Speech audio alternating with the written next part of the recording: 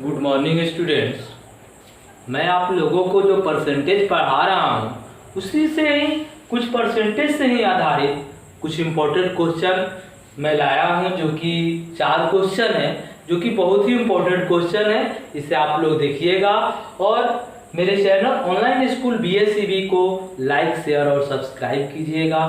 साथ ही में अपने चैनल पर GS का भी वीडियो बना रहा हूँ, जिसे आप लोग देखिएगा और उसका भी कमेंट करके बताइएगा ये आप लोगों को कैसा लग रहा है, तथा इसी पर आधारित मैं कुछ क्वेश्चन दूंगा जिसका आंसर आप लोग कमेंट करके बताइएगा कि उसका आंसर क्या होगा।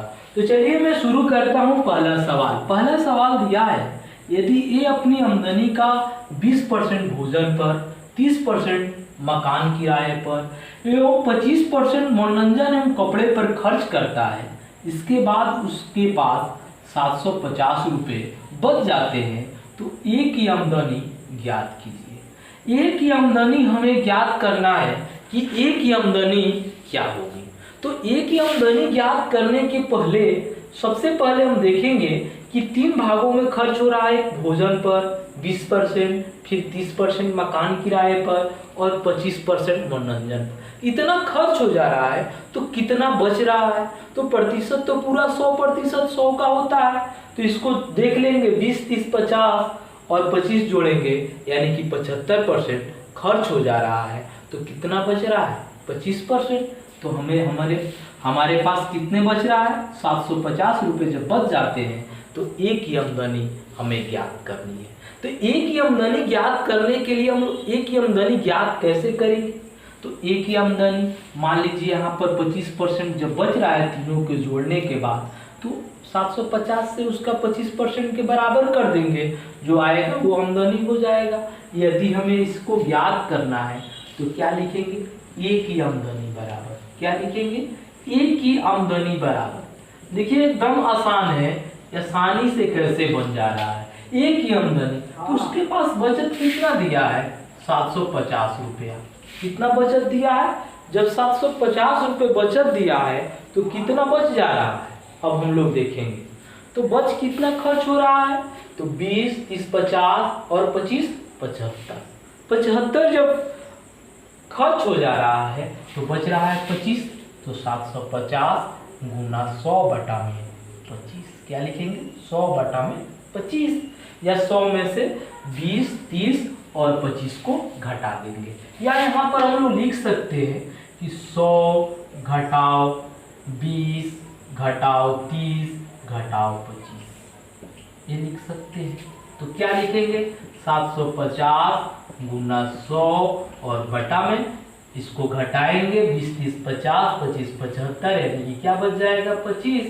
इसको कटा ले, 25 तिया 75, 30 यानी कि 3000 रुपये। एक की आमदनी कितनी हुई? 3000 रुपये। आसानी से आप लोगों को समझ में आ रहा है, एकदम आसान है। जब भी इस तरह के क्वेश्चन कहे तो इसको डायरेक्ट हम लोग घटा लेंगे, इसको तीनों को 3, 4, 5 जितने भी भागों में दिया हो वो तो उसको जोड़ लेंगे और जोड़कर उसको 100 में से हम लोग घटा लेंगे। यदि 100 में से घटाएंगे तो जितना आएगा 750 गुना 100 बटा में 25, कटा लिए 25 तिया 75, कितना हुआ? 3000 रुपये। कितना आसानी। तो इसी पर आधारित मैं क्वेश्चन लिख दे रहा हूँ जिसका आंसर आप लोग कमेंट करके बताइएगा कि इसका आंसर क्या होगा। जैसे पहला सवाल, यदि ए की आमदनी का 20% भोजन पर,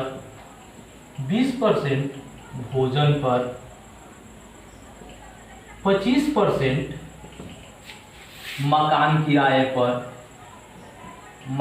किराए या कोई भी खर्च लिखा हो मकान किराए पर, एवं 10% मनोरंजन पर, 10% मनोरंजन पर खर्च करता है। ये अपनी आमदनी की, क्या? ये अपनी आमदनी का खर्च करता है। तो अब पूछ रहा है इसके बाद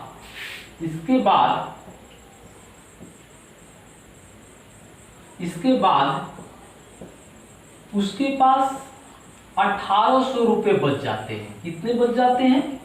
1800 रुपये बच जाते हैं।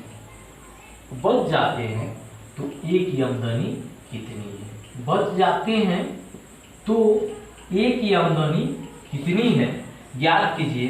इसका आंसर आप लोग कमेंट करके बताइएगा कि इसका आंसर क्या होगा। अब आते हैं हम लोग 2 नंबर सवाल पे। देखिए 2 नंबर सवाल इसी तरह का है, लेकिन उसमें कुछ बदला हुआ है। जैसे एक व्यक्ति अपनी आमदनी का 20% भोजन पर, अब इसमें देखिए क्या लिखा है, शेष का क्या लिखा है, शेष का 25% मनोरंजन पर, और एवं फिर दिया है शेष का 10% मकान किराए पर खर्च होता है। अब यदि उसके पास 120 रुपये हो तो उस व्यक्ति की आमदनी ज्ञात कीजिए। क्या निकालना है? उस व्यक्ति की आमदनी हमें ज्ञात करना है। तो इसके इसी तरह है, लेकिन इसमें दिया था कि 20% भोजन पर, 30% मकान किराए पर, लेकिन इसमें दिया है कि 10%, 20% भोजन पर और शेष का 25%। क्या दिया है? शेष का 25% मनोरंजन पर एवं शेष का 10% मकान किराए पर खर्च करता है। अब यदि उसके पास 120 रुपये हो तो उस व्यक्ति की आमदनी कितनी हो? जब शेष के रूप में दिया हो, इसी तरह व्यक्ति की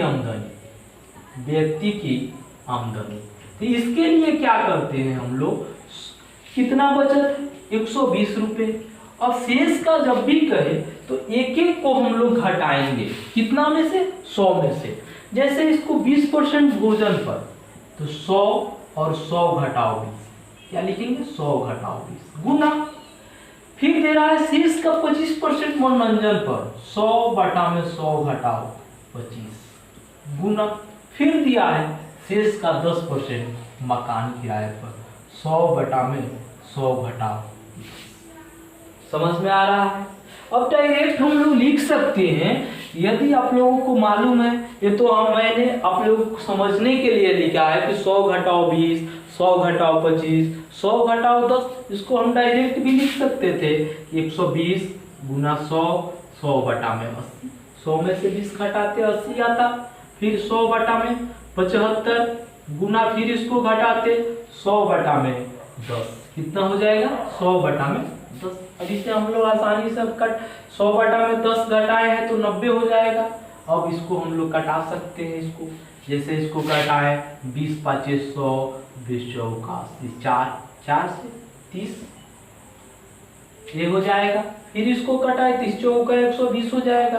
फिर इसको हम लोग कटाए, जैसे इसको कटा रहे हैं 25 चौका 100 और 25 3 75, 3 से इसको कटाएंगे 10, ये 0 0 कट जाएगा।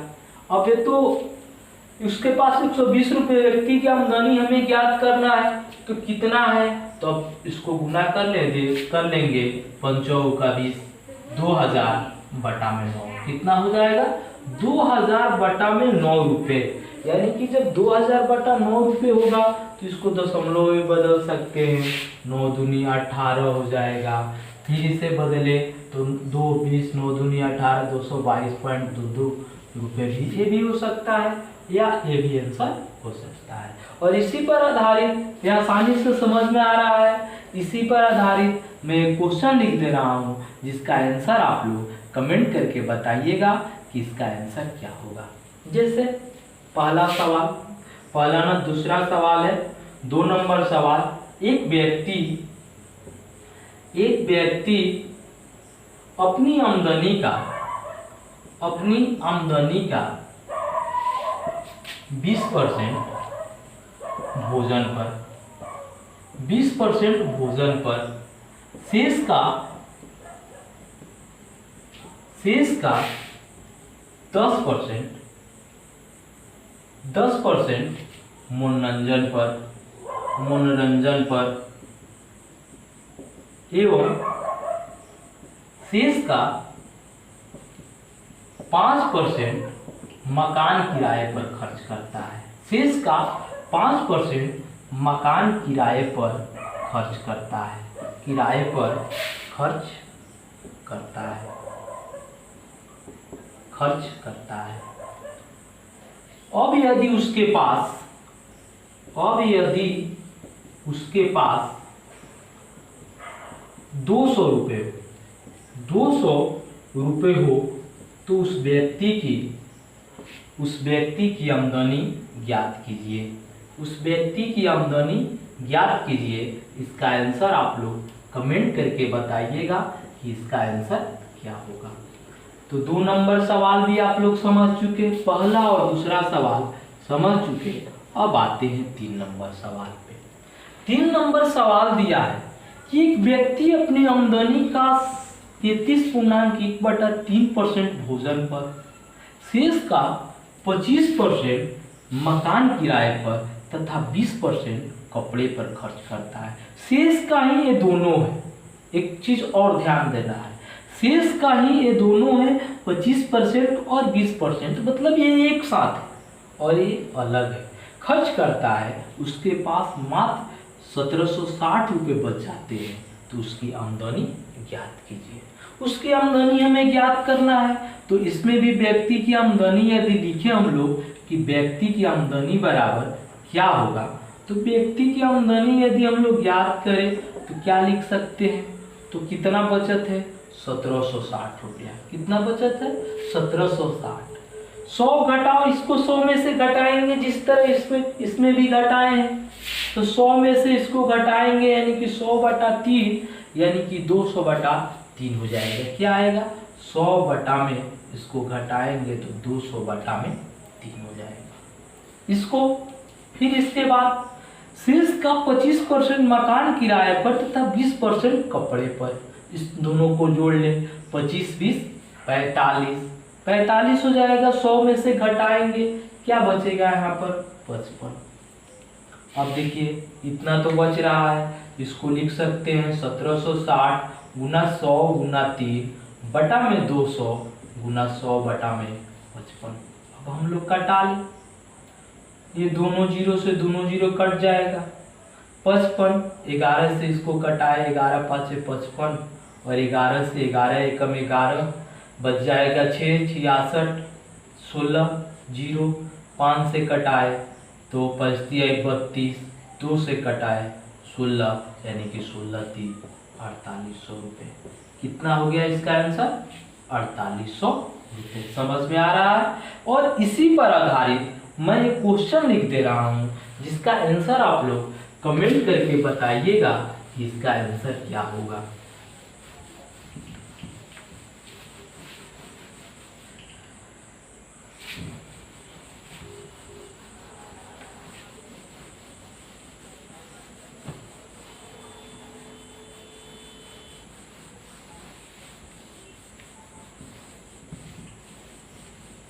जैसे दिया है एक व्यक्ति 3 नंबर सवाल में एक व्यक्ति अपनी आमदनी का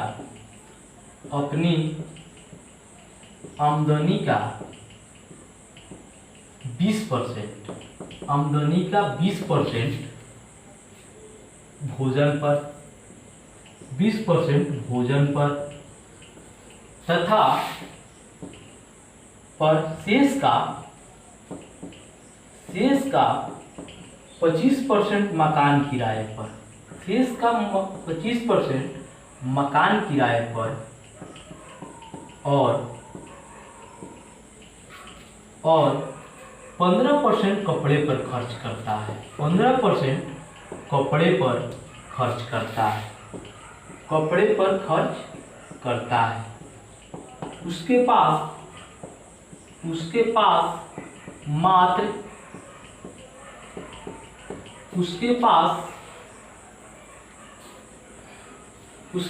मात्र 500 रुपये बच जाते हैं। 500 रुपये बच जाते हैं। उसकी आमदनी ज्ञात कीजिए। इसका आंसर आप लोग कमेंट करके बताइएगा कि इसका आंसर क्या होगा। अब आते हैं 4 नंबर सवाल पे। 4 नंबर सवाल दिया है कि 20%, 15% और 10% की उत्तरोत्तर छूट के साथ के समतुल्य बटा कितना होगा। इसका समतुल्य बटा हमें ज्ञात करना है इसका समतुल्य बटा क्या होगा। समतुल्य बटा मतलब कि छूट, और इन तीनों उत्तरोत्तर छूटों के से एक ही बटा कौन सा होगा, वही हमें समतुल्य बटा कहलाते हैं। तीनों बटा के बदले में केवल एक ही बटा हो, वो समतुल्य बटा है। और समतुल्य बटा बटा किस पर निकाला जाता है, तो अंकित मूल्य पर। आप लोग देखे होंगे किसी दुकान पर जाते हैं तो कपड़े की दुकान पर जाते हैं तो इस पर लिखा रहता है कि इतना रुपए उसका मूल्य है, और उसके बाद दुकानदार बोलते हैं कि आपको 20% की छूट दी जाएगी। तो जो लिखा रहता है वो है अंकित मूल्य, और उस छूट के बाद बेचता है तो वो उसका हो गया क्या, विक्रय मूल्य। तो इसके लिए हम लोग क्या निकालते हैं, ये अंकित मूल्य पर हम लोग क्या निकालते हैं, उसका विक्रय मूल्य निकालते हैं। और विक्रय मूल्य से हमें पता चलता है कि कितना रुपए में हमको बेचा। तो बेचा तो विक्रय मूल्य से, तो उन तीनों का क्या निकाल लेंगे, हम लोग छूट निकाल लेंगे। क्या निकालेंगे, एक छूट निकाल लेंगे। तो इसके लिए विक्रय मूल्य और उसे जो अंकित रहता है उसे क्या कहते हैं, अंकित मूल्य, या कभी सूची मूल्य भी कहते हैं। उसको अंकित मूल्य भी कहते हैं या सूची मूल्य भी कहते हैं। और उस पर क्या दिया जाता है, बटा या छूट, यही दिया रहता है। तो हम लोग विक्रय मूल्य निकालते हैं, तो इसमें तो दिया तो नहीं है कि कितना निकालना है, तो क्या निकालते हैं, तो 100 पर। अंकित मूल्य कितना पर, 100 पर निकालेंगे। तो इसका निकालेंगे तो कितना हो जाएगा, तो 100 घटाओ 20, इसको क्या लिखेंगे, 100 घटाओ 20 बटा में 100। यानी कि 20% के छूट का मतलब क्या है, 20% छूट की मतलब यही है, यदि 100 रुपये है और उस पर 20% की छूट दी जाए तो कितना होगा, 80 रुपया। कितना हो जाएगा, 80 रुपया। तो यह हमें 80 रुपये इसको निकालना है। इसका ये आप लोगों को समझ में आ रहा है। 20% छूट का मतलब यदि सामान 100 रुपये के है तो उसमें 20% छूट देगा, यानी कि 20 रुपये की छूट देगा, तो कितना हमें मिलेगा, 80 रुपये। यानी कि दुकानदार हमें 80 रुपये में सामान बेच दिया और हम लोग खरीदे कितने में, 80 रुपये में। और इसी तरह फिर ये उत्तरोत्तर दे रहा है, तो अब 15% अगला दिया है, मतलब कि 80 रुपये में फिर उसको भी छूट दे रहा है। तो इसी तरह इसको भी निकालेंगे, 100 घटाओ 15 बटा में 100 गुना 100 घटाओ कितना फिर दिया है, 10%, 10 बटा में 100। अब इसे कटा लेंगे, 100 गुना 80 बटा 100।